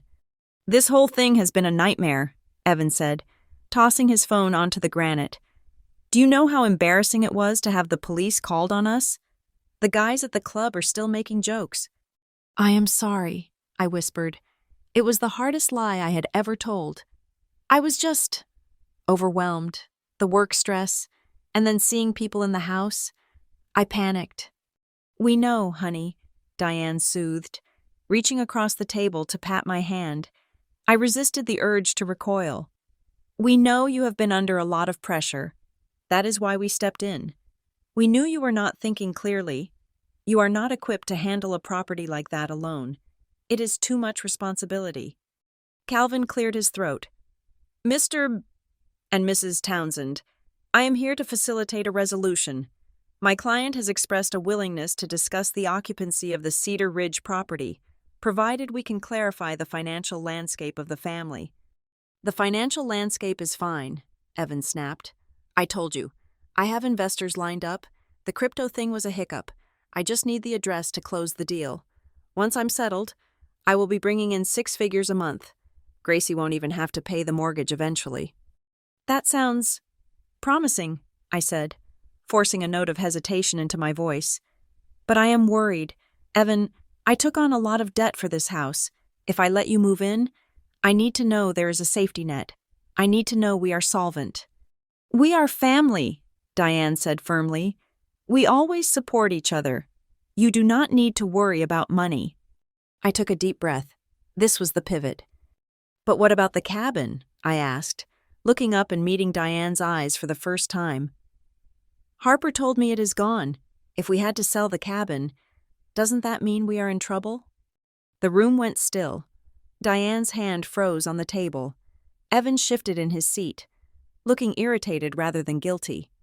"Harper talks too much," Diane said sharply. Then her face softened back into the mask. "Gracie, the cabin was a money pit. The roof needed repairs. The taxes were going up. It just did not make sense to keep it. We liquidated it to consolidate our position." "But Grandpa left it to all of us," I said, keeping my voice small. "In the trust? Didn't the trust say it was for me and Harper too? I never signed anything to sell it." Diane waved her hand dismissively. "The trust named me as the trustee, Gracie. That means I make the executive decisions. You were busy with your career. Harper is in school. I did what had to be done to protect the family assets. You should trust me." Calvin leaned forward slightly. "Just for the record, Mrs. Townsend, are you stating that you liquidated the trust asset, the Lake Bennett cabin, without the written consent of the beneficiaries?" "I don't need their consent," Diane scoffed, looking at Calvin as if he were a servant. "I am their mother. I know what is best. And besides, it was an emergency." "An emergency?" I asked. "What kind of emergency?" Evan rolled his eyes. "My emergency, okay? Are you happy? I had creditors breathing down my neck because of a misunderstanding with the exchange platform. If I didn't pay them $200,000 by last Friday, they were going to file federal fraud charges. Mom saved my life. She sold the cabin to keep me out of court. You should be thanking her, not grilling her." I felt a cold thrill run through my veins. There it was, the admission. "So the money from the cabin went entirely to pay Evan's debts?" I asked, wanting to be absolutely clear. "None of it went back into the trust?" "It went to the family," Evan said aggressively. "I am the family. When I make it big next year, I will buy 10 cabins. Who cares? It is just a pile of wood in the middle of nowhere."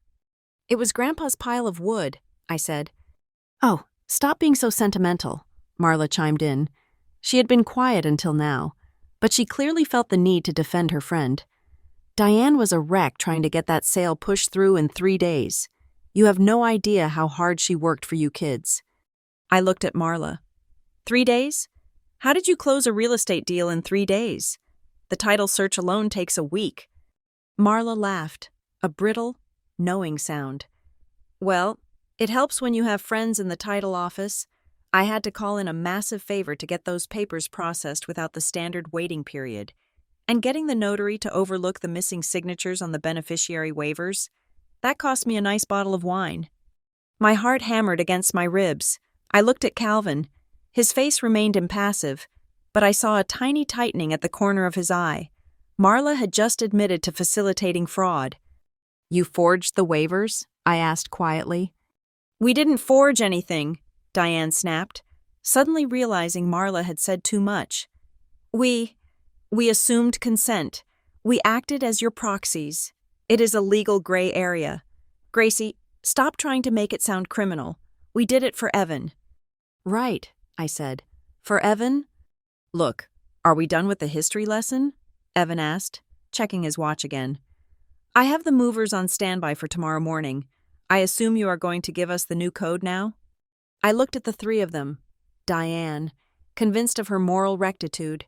Evan, drowning in entitlement. Marla, the enabler who thought fraud was just a favor between friends. They were so confident. They thought I was asking these questions because I was scared and needed reassurance. They had no idea I was dissecting them. I just have one more question, I said. If I give you the house, if I let Evan move in, will you promise never to ask me for money again? We won't have to, Diane smiled, thinking she had won. Evan is going to be very successful here. This is a new chapter. Gracie, we are going to be a real family again. A real family, I repeated. I stood up. The movement was sudden enough that Evan blinked. Where are you going? Diane asked. We haven't signed the agreement. I am not signing anything, I said. My voice was no longer soft. It was the voice I used when I told a contractor to tear down a wall that was not up to code. And you are not moving in tomorrow. Excuse me? Evan stood up, his face reddening. We just wasted an hour here listening to you whine, and now you are backing out? You said you wanted a resolution. I have my resolution, I said. I pointed to the microphone in the center of the table. The little red light was steady and unblinking. Diane followed my finger. Her eyes widened. Are you recording this? She whispered. Every word, Calvin Rowe said, his voice booming in the quiet room. Under state law, since this is a legal consultation regarding a dispute, and all parties are present in a semi-private setting where legal counsel is involved, this recording is admissible. You have just admitted to liquidating a trust asset for personal use, bypassing beneficiary consent, and thanks to Ms. Marla here, conspiring to falsify title documents. This is a trap, Evan shouted. You set us up! I gave you a chance to tell the truth, I said, looking Evan dead in the eye. I gave you a chance to say you were sorry, to say you valued me or Grandpa's legacy, but all you talked about was your debt and your image. You can't use this, Diane stammered, standing up, her hands shaking. I am your mother. You cannot sue your mother. I am not just suing you. Mom, I said, gathering my purse. Mr. Rowe is filing a petition to remove you as trustee immediately, and he is submitting this recording to the district attorney's office regarding the fraudulent sale of the Lake Bennett property. You are sending me to jail? Diane screamed. The sound was shrill, desperate. Over a cabin? No, I said. Over the fact that you stole from me, over the fact that you looked at me for 30 years and saw nothing but a bank account. It stops today. Marla looked like she was going to be sick. She grabbed her purse and backed toward the door.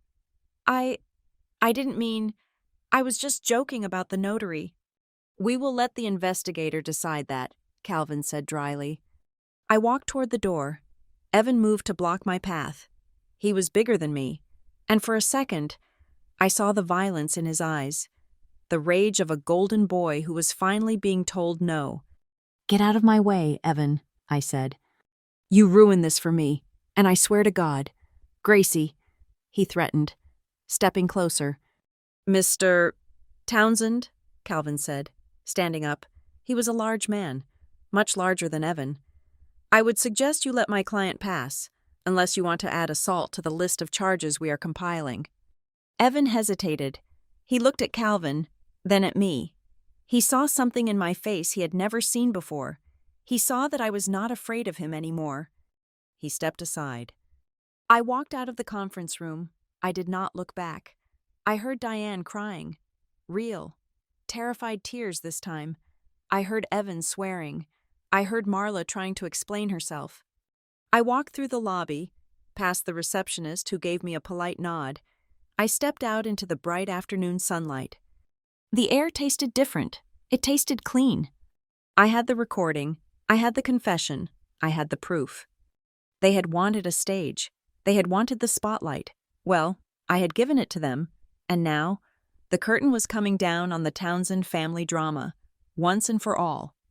I took out my phone and called Harper. "It is done," I said.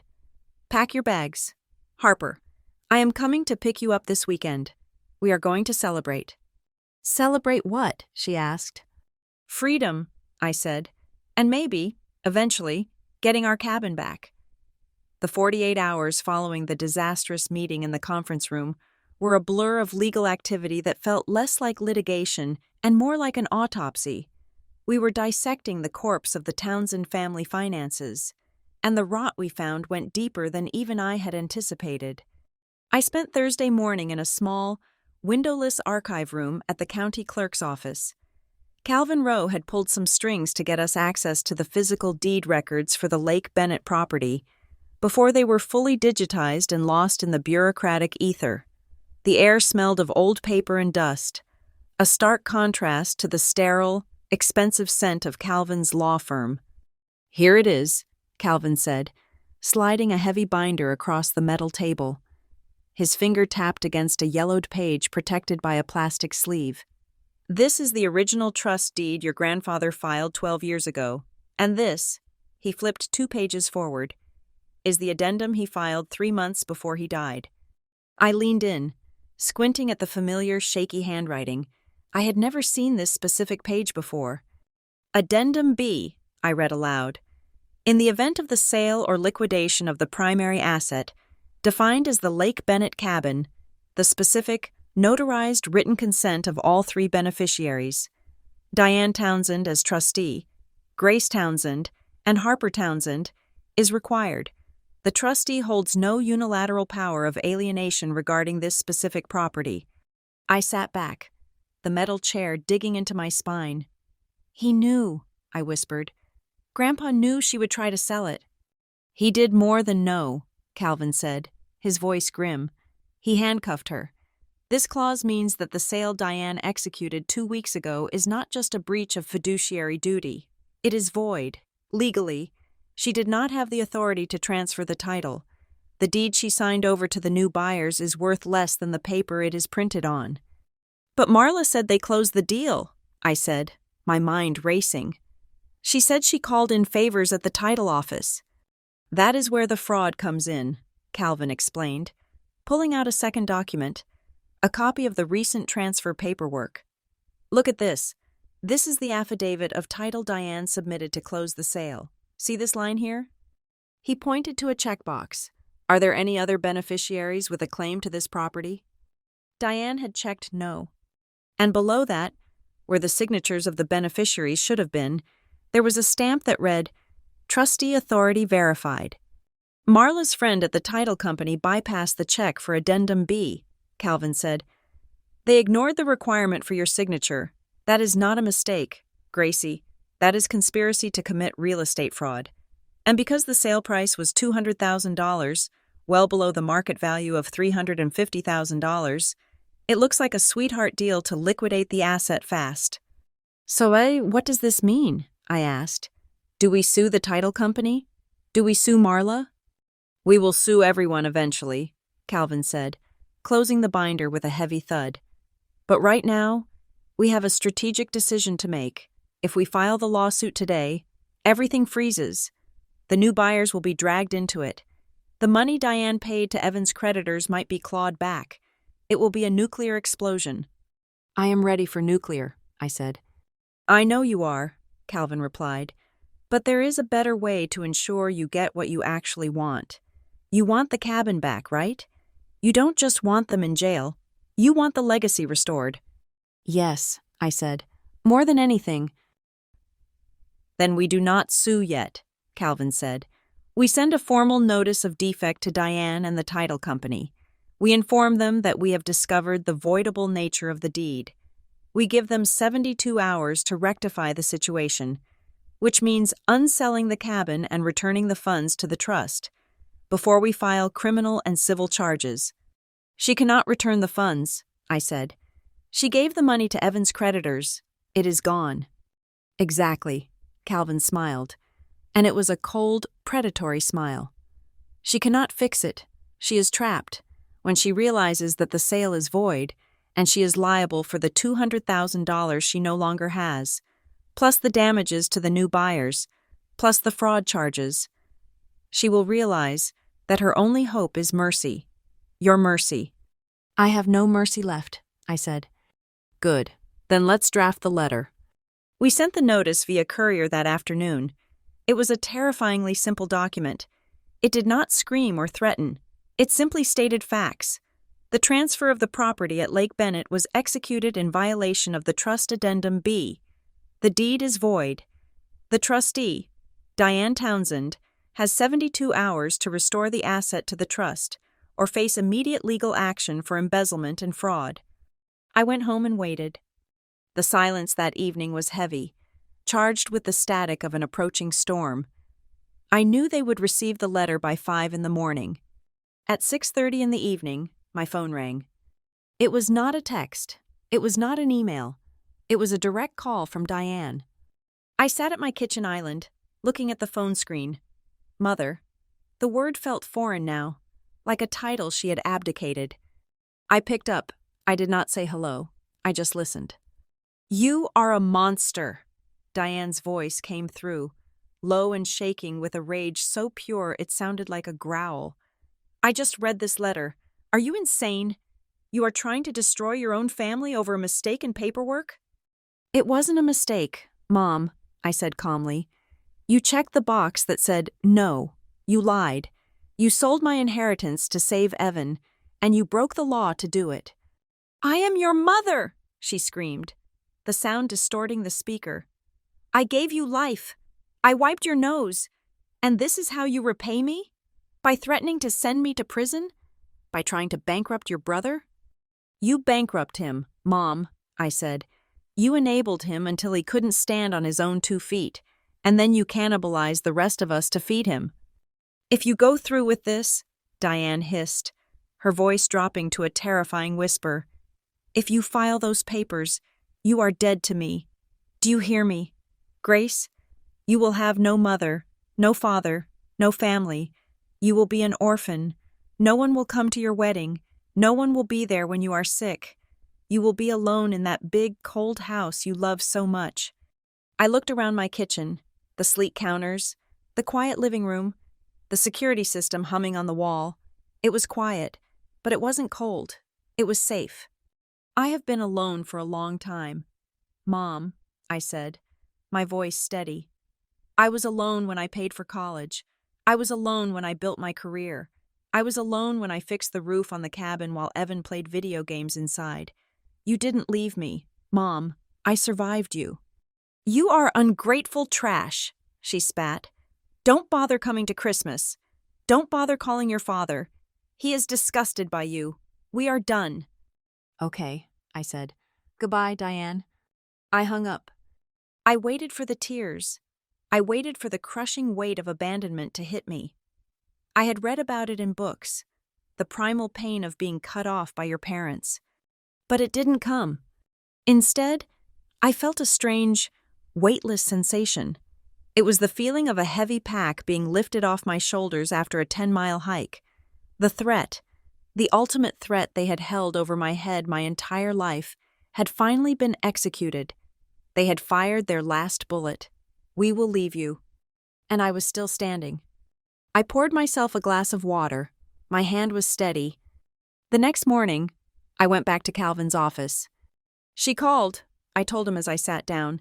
She threatened to cut me off. She thinks that will stop me. Calvin looked at me over his glasses. Did it stop you? No, I said. It freed me. Then we proceed, Calvin said. The 72-hour deadline expires on Monday, but we have already found something else while digging into the title company. He slid a new stack of papers across the desk. What is this? This is the internal email chain from the title company, Calvin said. We got it because Marla's friend, well, let's just say she got nervous after our investigator paid her a visit yesterday. She started cooperating to save her own license. I read the top email. It was dated 3 weeks ago. From Marla D. to Sarah J. Title Officer. Subject: Urgent Townsend favor. Sarah: Darling, I need you to push this through. Diane is desperate. The son is in deep trouble with some loan sharks, crypto guys, real nasty types. If they don't get $200,000 by Friday, they are threatening physical harm. We need to liquidate the cabin. Just skip the addendum check. Gracie will never know. She is too busy with work. I will make it worth your while. I stared at the words, loan sharks, physical harm. It wasn't just debt, I realized, feeling a chill run through me. Evan wasn't just being sued, he was in danger. It appears so, Calvin said. That explains the desperation. It explains why a mother would sell her grandchild's inheritance illegally. She was terrified her golden boy was going to get his legs broken. Does this change things? I asked. Does this make it justifiable? Calvin shook his head firmly. No, it makes it tragic, but it does not make it legal, and it certainly does not give them the right to rob you. If Evan was in trouble, he should have gone to the police. Instead, they chose to commit a crime against you to pay off criminals. That is not a defense, Gracie. That is a motive. They were willing to sacrifice everything I had to save him, I said. My cabin, my house, my reputation, just to pay off his thugs. Yes, Calvin said. And now, we have the final piece of the puzzle. This email proves intent. It proves Marla's involvement was not just helping a friend. It was coordinated fraud to pay off illegal debts. This brings in the RICO statutes if we want to push it that far. I closed my eyes for a moment. I saw the cabin. I saw the lake. I saw the future I had wanted for myself and Harper. I don't want to put them in prison for 20 years, I said softly. I just want them out of my life, and I want the cabin back. Then we file the civil suit on Monday, Calvin said. We use this evidence to void the sale. The new buyers will be forced to vacate. They will sue Diane for their money back. Diane will be bankrupt. Evan will be exposed. But you will get the deed back. And the $200,000? I asked. The buyers will want their money. Diane and Evan will have to pay it, Calvin said. They will have to sell their own house. They will have to liquidate their cars. They will have to face the consequences of their own actions for the first time in their lives. Do it, I said. File the papers. Calvin nodded and picked up his phone to call his paralegal. I walked to the window and looked out at the city. Far below, the little cars moved like ants in a colony. I took out my phone and opened the group chat one last time. It was silent. They were waiting for me to break. They were waiting for me to come crawling back, begging for forgiveness, terrified of being an orphan. I typed one final message. 2. Family Emergency Group. I received the threat. I accept the terms. I am moving forward with the filing on Monday. The sale of the cabin is being contested as fraudulent. The evidence has been submitted to the authorities. Do not contact me again. I hit send. Then, I pressed the button I had been afraid to press for 10 years. Leave group. The chat disappeared from my screen. I put the phone in my pocket. I turned back to Calvin. Is it done? He asked. The emotional part is done, I said. Now, let's finish the legal part. One more thing, Calvin said, pausing with his hand on a file. The new buyers of the cabin, we looked into them. And? They are a holding company, Calvin said. LLC, but the signatory, it is an interesting name. Does the name Kelsey Miller mean anything to you? I froze. Kelsey, my sister-in-law? Her maiden name is Miller. It seems your sister-in-law's wealthy parents are the silent partners who bought the cabin, Calvin said. They bought it at a discount to keep the money in the extended family, probably with a side deal to let Evan use it whenever he wanted. It was a shell game. Gracie, they didn't sell it to strangers. They sold it to themselves to extract the cash from the trust while keeping the asset in Evan's orbit. My blood ran cold, then hot. It wasn't just a desperate sale to save Evan from thugs. It was a money laundering scheme. They had moved the asset from the trust, where I had a share, to Kelsey's family. effectively cutting me out while keeping the cabin for themselves. They had stolen it right in front of my face. "They are still using it?" I asked, my voice trembling with fury. "According to the neighbors," Calvin said. "Evan was there last weekend, jet skiing." I laughed. It was a short, sharp sound, void of any humor. "Jet skiing," I repeated, while I was mourning the loss of my grandfather's legacy. "Add conspiracy to the filing," I told Calvin, "and add Kelsey to the list of defendants." "With pleasure," Calvin said. I picked up my bag. The last shred of guilt, the last tiny voice that whispered, "But they are family," was gone. Silence was silenced. "I am going to buy a bottle of champagne," I said, "and then I am going to drive to Harper's University." "Enjoy the drive," Calvin said. I walked out of the office. The sun was setting, casting long shadows across the street. But for the first time in my life, I wasn't afraid of the dark. I knew exactly what was hiding in it, and I had the spotlight to burn it all away. The air in the conference room was thinner than usual, charged with the static of imminent destruction. This time, I did not sit with my head bowed. I sat at the head of the granite table, my back straight, my hands resting on a stack of files that was 3 inches thick. To my right sat Calvin Rowe, looking like a reaper in a 3-piece suit. Across from us, the Townsend Coalition had assembled for what they believed was their victory lap. Diane wore a shade of pastel blue that screamed innocence. Evan was leaning back in his chair, tapping a pen against the table, already looking at real estate listings on his phone.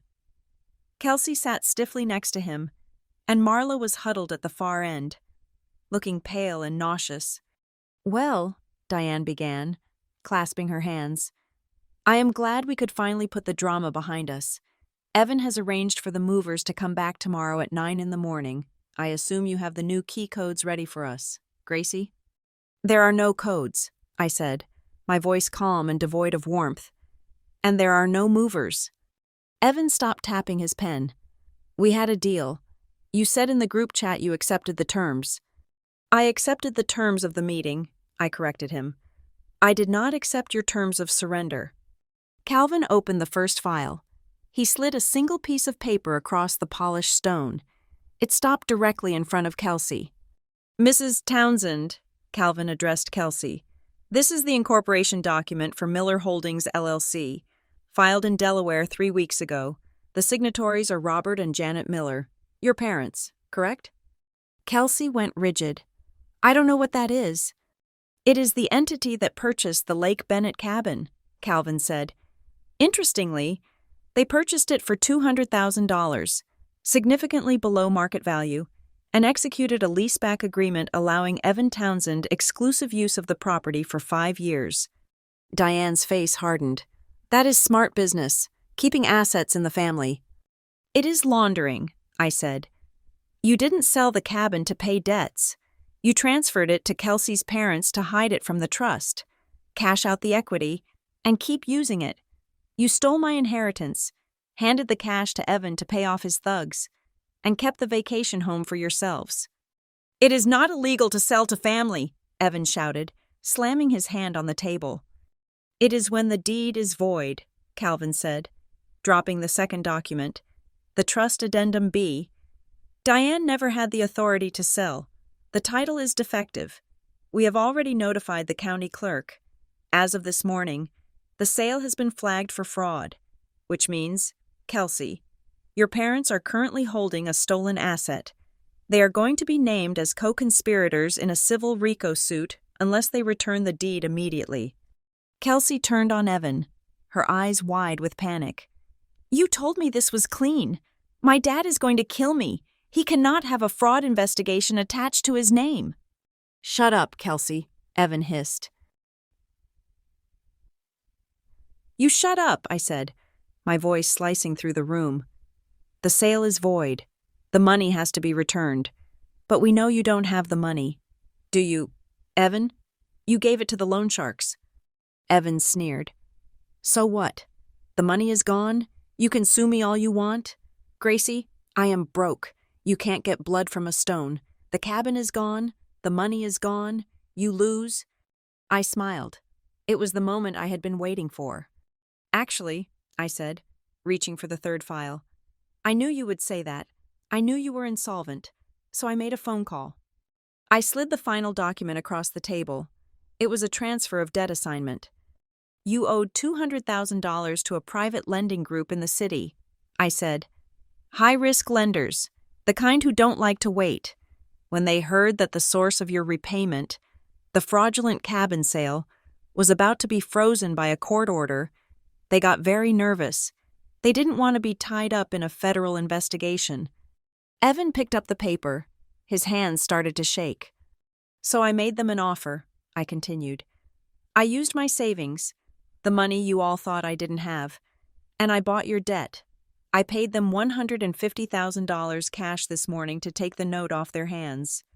Evan looked up, his face draining of color. You bought my debt? I own you, Evan, I said, leaning forward. I am your creditor, and unlike those thugs, I have a team of forensic accountants. If you don't pay me back in full, immediately, I won't break your legs. I will seize everything. I will garnish your future wages for the rest of your life. I will take your car. I will put a lien on every startup you ever try to launch. You will never own a credit card again. You can't do that, Diane gasped. He is your brother. He is a debtor, I said cold-heartedly. And business is business. Isn't that what you always told me? Diane turned to Marla, desperate for an ally. Marla, tell them we acted in good faith. Marla stood up. She was holding her phone. I am out, Marla said, her voice trembling. I am not going to prison for this. Sit down, Diane commanded. Nee. No, Marla said. She placed her phone on the table in front of Calvin. I saved the texts, Diane, the ones where you told me to bribe the notary, the ones where you said Gracie was too stupid to notice the addendum. It is all there. I am turning state's witness if it keeps me out of jail. Diane looked at the phone, then at me. The walls were closing in. The narrative she had built for 30 years, the story of the noble mother and the visionary son, was crumbling into dust. You planned this, Diane whispered, looking at me with horror. You sat there and let us walk into a trap. I learned from the best, I said. You taught me that family is just a resource to be exploited. I just finally learned how to play the game. Evan slumped in his chair, defeated. The arrogance was gone, replaced by the terrified look of a child who realizes the safety net has been cut. What do you want? Evan asked, his voice hollow. I want the cabin deed returned to the trust, I said. Kelsey, you will call your parents right now and tell them to sign the quitclaim deed my lawyer has prepared. They get their name off the title, and we won't file charges against them. Kelsey nodded vigorously, already pulling out her phone. And you? I looked at Diane and Evan. You will sign a document acknowledging that you have zero equity in the Cedar Ridge house. You will admit, in writing, to the fraud, and then you will disappear. Disappear? Diane asked. You will never contact me again, I said. You will never come to my house. You will never post about me on social media. If you do, I enforce the debt. I file the criminal referral. I press the button. But we are family, Diane sobbed. The tears real this time, born of total defeat. Who will take care of us? I don't know, I said, standing up and smoothing my blazer. But for the first time in my life, it is not my problem. Evan signed the paper. His hand shook so badly he tore the page. Diane signed it, weeping silently. Kelsey was in the corner, frantically explaining to her father why he needed to sign a legal document immediately. I took the signed confession. I took the debt note. The tour is over, I said. I walked to the door. Calvin Rowe held it open for me. Gracie, Evan called out, a last, desperate plea. Where are we supposed to go? I paused. I didn't turn around. I hear the market is great for renters, I said. I stepped out of the office and into the elevator. When the doors slid open at the lobby, the sunlight hit my face. It was bright, blinding, and beautiful. I walked out onto the busy sidewalk, anonymous in the crowd. I took a deep breath, filling my lungs with air that didn't smell of obligation or guilt. I hailed a taxi. "Where to?" the driver asked. "Cedar Ridge Heights," I said. "I have a house to enjoy." I sat back as the car merged into traffic. I was alone. I had no parents to call, no brother to save, no family approval to chase. And in that silence, I found the only thing that had ever really mattered. I was free. Thank you so much for listening to my story. I would love to know where you are tuning in from. So please leave a comment down below sharing your location and your thoughts on how Gracie handled her toxic family. If you enjoyed this story of justice served, please subscribe to Lila Revenge Stories. Hit that like button and smash the hype button to help this video get discovered by more people who need to see that sometimes. The best revenge is living well and having a great lawyer.